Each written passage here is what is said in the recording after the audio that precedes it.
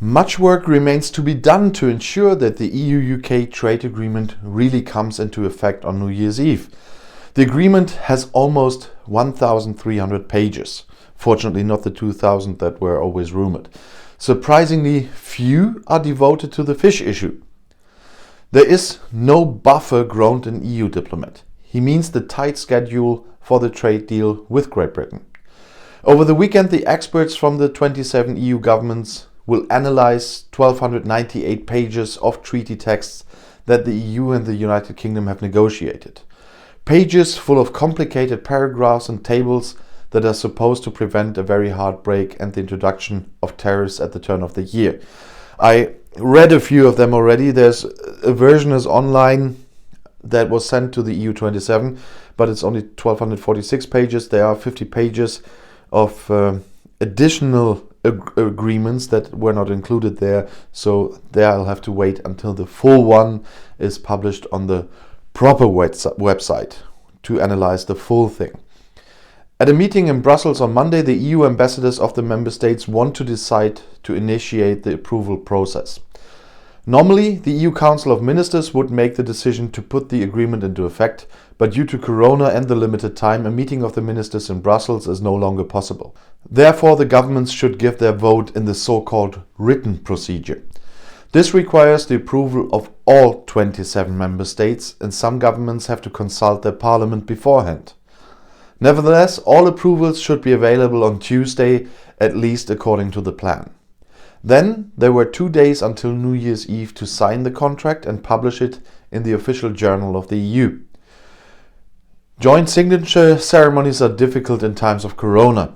Perhaps the agreement first has to be signed in Brussels and then sent to London or vice versa. In London, the House of Commons and Lords must give their consent before the Queen gives the royal assent. A special session of Parliament is planned for Wednesday.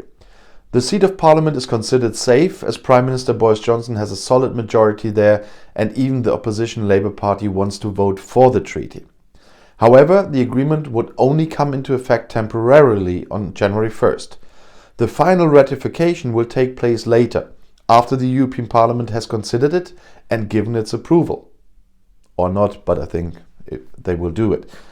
But that is no longer possible before the turn of the year because the MEPs only wanted to vote if they had had a few days to discuss the agreement in the responsible committees. The delay has the advantage that the contract text can be translated from English into the 23 other EU official languages by then, as required. The agreement was only reached on Thursday, on Christmas Eve, at 2:44 p.m. CET, as one negotiator remembers. It was already clear on Tuesday evening that there was a solution to a persistent point of contention of the past few months: the rules for fair competition between companies in the UK and their rivals in the EU. However, the catch quota for EU fleets in the fish-rich British waters had to be clarified. So far, EU fishermen have been able to catch a lot there, to the detriment of their British counterparts. Johnson was determined to change that. The industry is economically almost insignificant in both the UK and the EU, and yet a deal could have failed because of it. In a series of telephone calls, Johnson and Commission President Ursula von der Leyen finally agreed that EU fleets would gradually reduce their catches in British waters over a period of 5.5 years, by a quarter of the previous catch value. Thereafter, exactly 10 years after the EU referendum in summer 2016, catch quotas are to be set as requested by the British in annual negotiations between London and Brussels. Von der Leyen knew exactly what to expect from governments like the French and Danish, for whom the issue is sensitive, and Johnson knew what he could sell his Brexiteers at home, says an EU diplomat.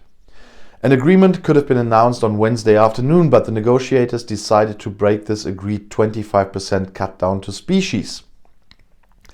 Not only species, but also fishing grounds and years, in such a way that the burden is distributed fairly among the EU states concerned.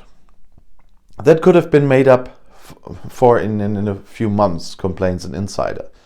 But as it was, the haggling continued throughout the night and they strengthened themselves by pizza deliveries.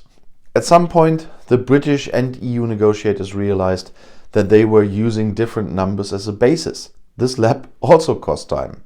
On Saturday morning, the EU Commission published the texts that were agreed on Christmas Eve, and that's the part I talked about they sent to the EU27, but it's not the full package with all annexes of the plus arrangement. They will be sent to the EU27, but I haven't found them published yet.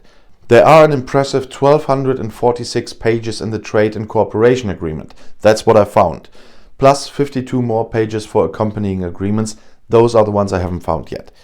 The main text of the contract fills a good 400 of the 1,246 pages. The rest are attachments and so on. The tables on the catch quotas up to 2026, which in the end delayed everything, only take up 5 pages in the text of the contract. From A for Alfonsino, also known as Shiny Slimehead as I learned, to W for Whiting. And if you now want to stay informed, please subscribe to my channel and to my other channels. I'll see you in my next video. Bis gleich.